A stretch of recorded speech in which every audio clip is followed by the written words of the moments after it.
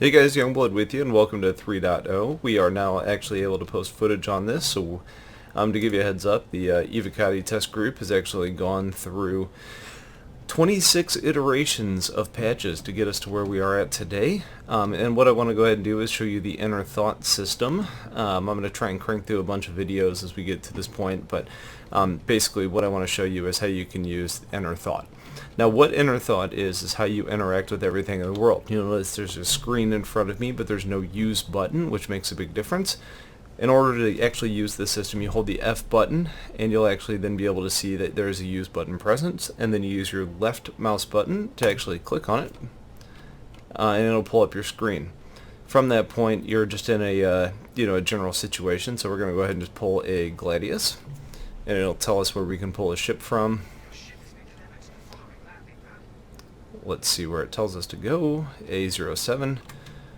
So we will head that direction. Now prior to that point, I'm going to go ahead and take us into Garrity Defense, because you'll see normally you come up to these and you've got like an F key, right, to do something, or a use button to do something. We don't have that, so if you want to do anything, you hold the F key and all of a sudden you can see that you can try on or buy. Now right now I'm using my mouse to point at the option I want to use, which is always an option. The other thing you can do is the scroll wheel, to kind of go through the different options. So we're going to go out to the ship, and I'll show you how this actually works in the cockpit, because that's where it makes a bigger difference.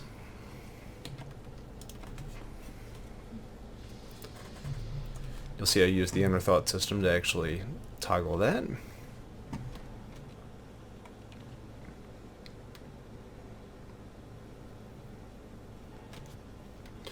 So as you approach your ship, you're going to notice that you have several different options. You see all the plus marks like we're used to seeing in the hangar. Now you can point at them and do different things, or you can hit F and kind of look around, but basically you still interact with those the same way you did before to customize your ship. Now where things get a little bit different is when you get the kind of yellow highlighted areas letting you know that it's an interactable spot. Hold F and you get options. So I can scroll down and get to open ladder, I can do open pilot canopy, either option's available. So we're going to go ahead and just do inner pilot seat, which is going to open the ladder and the pilot canopy, and then you will climb in.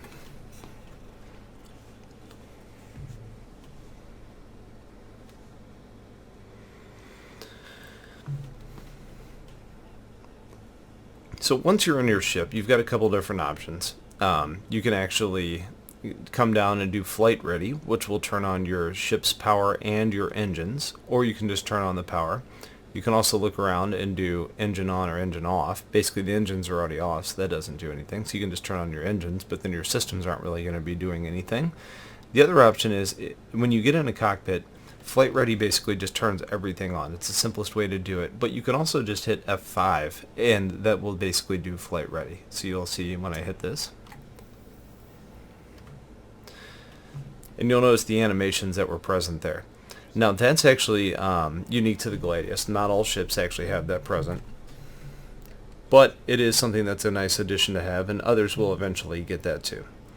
So now we're flying around, and you'll notice my landing gear is down. You hit the N button to pull your landing gear up. Landing gear comes up, and all of a sudden you're in SCM mode instead of precision, and you have your top speed. Now once you actually are in flight, this is where things get a little bit interesting, because you'll notice that I've got Port Alizar here, but where do I go? There's not quantum markers out here. What do I do? So what you want to do is you want to switch over and you want to hit F1. That pulls up your Mobi Glass. Now in Mobi Glass you've got several different options. You've got this one right here, which is actually going to pull up your contract manager, which has the missions you can take on. You can come over to this one, which is going to show you the Cryastro services and gives you an estimate on the cost to do any of these. It's a fresh ship that I'm in, so there's no cost associated, which is why there's no numbers here. LiveWorks AR, this isn't really very active right now, you can't do much. Journal will show some of the things you find when you're out searching, like in the PI missions, for example. It'll have things that you found listed here, like emails. Over here, you've got Comlink, so I could technically com Tazius, and if you're close enough to like Levski or one of the other locations, you can actually request landing that way.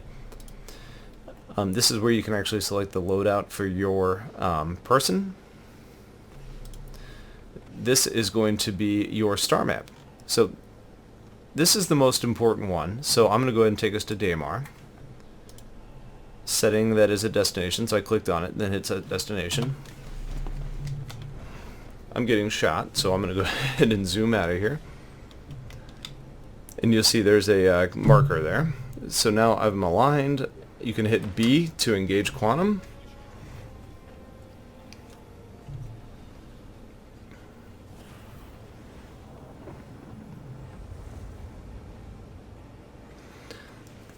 And we are in quantum travel and now approaching a moon. So now that we're here, you've got various markers that are actually available on the planet. You can just target those and move in on them directly. And a good general rule of thumb, if the number's higher than like 600, it's probably on the other side of the moon. So that's on the other side of the moon, that's on the other side of the moon. That's on the other side of the moon. Basically, we're not in a good spot. But outside of what you see on the planet, you also have these different options that are in space. OM2, OM6. These are orbital markers and basically allow you to quantum travel in short distances around the moon.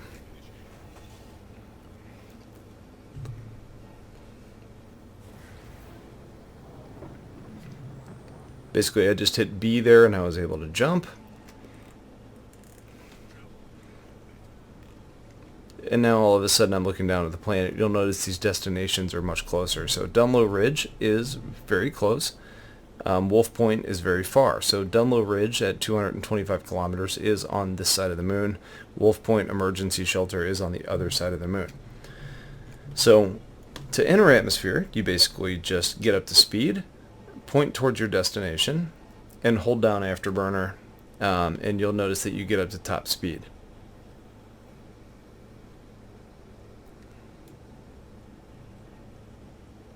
Now if you're noticing my speed getting very fast, currently crossing 1,000, it's because I'm in the new Afterburner cruise mode. What that does is it allows you to travel great distances when you're in space at high speed. So I'm moving very, very quickly without actually using quantum travel. Now, when you're in atmosphere, you are capped on how much you can use. So you can still use Afterburner in atmosphere, but you're not necessarily going to travel super fast. So we're going to go ahead and enter atmosphere, and basically you just want to point towards the destination that you're heading. Now I use dual sticks. Getting to Afterburner cruise, the mode that we're in right now, is a little bit finicky, so you want to make sure that you really get it lined up if you have a stick for your left hand. It's a whole lot easier if you're on standard HOTUS or if you have mouse and keyboard situation going on.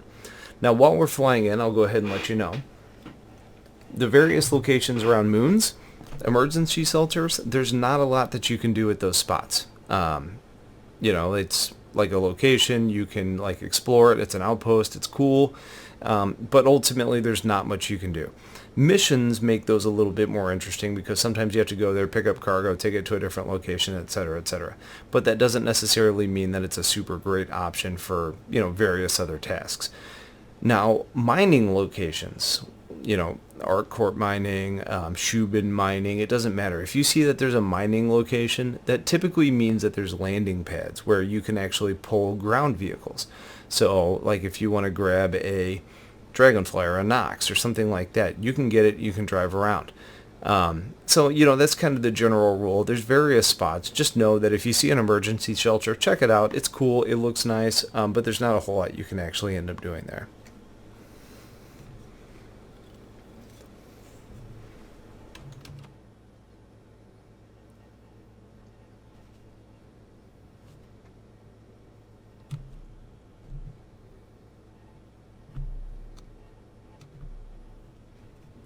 So as we're approaching this outpost, you're going to notice that we're just now able to actually see it. They are very small, which means it's very hard to actually identify from a long distance out. So you really want to utilize those markers and the spots on the planet to actually get to the surface. So here we are at an emergency shelter. You can see it's very simple. It's basically one building, and it's designed to be here in case like you run out of oxygen and you need to get to a location. But there is really not much that you can do here. So we'll get you close, and there's basically your first look at it. So I'm going to go ahead and cap off this video, and then basically what I'm going to do next is I'll take us over to a mining location where I will pull a a dragonfly and show you how to do that. So stay tuned.